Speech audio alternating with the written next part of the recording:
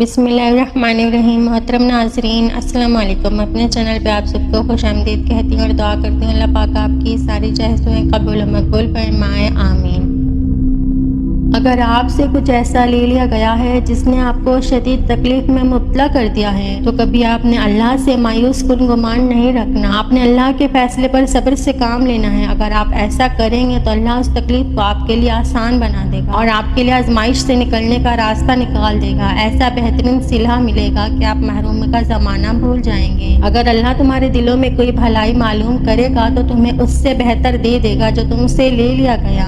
حضرت علی کا فرمان ہے، جس چیز کی تمنا تم کرتے ہو اس کے لیے دعا کرتے رہو۔ ممکن اور ناممکن صرف انسان کے دماغ کا تصور ہے، اللہ کے لیے کچھ بھی ناممکن نہیں۔ انسان کو اتنا یقین تو اپنے دل میں بسا لینا چاہیے کہ وہ تو کن فیکون کا مالک ہے، وہ چاروں طرف سے معجزے بھیجے گا تو پھر وہ واقعی میں بھیجے گا۔ تو بس اپنے یقین کی لڑی کو توکل کے دھاگوں میں باندھ کر رکھو۔ یاد رکھنا، توکل وہ راستہ ہے جس کے ذریعے آگ ٹھنڈی کر دی جاتی ہے، جو ایڑیوں سے زمزم نکلوا دیتا ہے، جو دریا میں راستہ بنوا دیتا ہے، جو یوسف کو یعقوب سے ملوا دیتا ہے، جو شدید طوفان میں کشتی نوح پار لگا دیتا ہے۔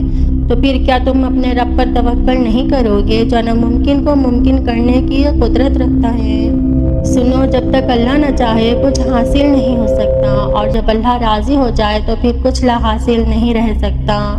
اس لیے دعا یقین سے مانگیں اور پھر صبر کریں کہ ہم نے مالک کائنات سے مانگا ہے جس کے پاس ہمیں دینے کے لیے وسیع خزانے ہیں۔ وہ تو بس ہماری پکار کا منتظر ہے۔ ہر رکاوٹ میں کوئی نہ کوئی بہتری چھپی ہوتی ہے، جو اللہ تک لے جائے اسے ٹھوکر نہیں کہتے۔ یاد رکھنا، تمہارا بار بار ایک ہی چیز کو طلب کرنا اس بات کی دلیل ہے کہ وہ تمہیں ملنے والی ہے۔ یقیناً اللہ نے دعا قبول کرنے کے لیے تمہارے دل کا حصہ بنائی ہے۔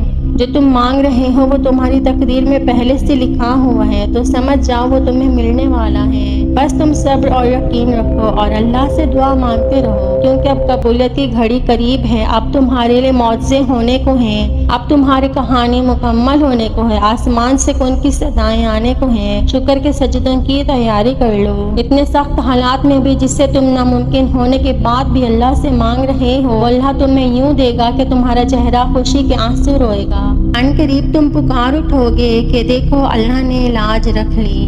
تو بس مایوس نہ ہو، تم کہتے ہو اب ہمت نہیں رہی، بس اب اور صبر نہیں ہوتا، مگر یہی تو وہ مقام ہے جہاں تم اپنے رب سے مانگو گے اور وہ تمہیں عطا کرے گا۔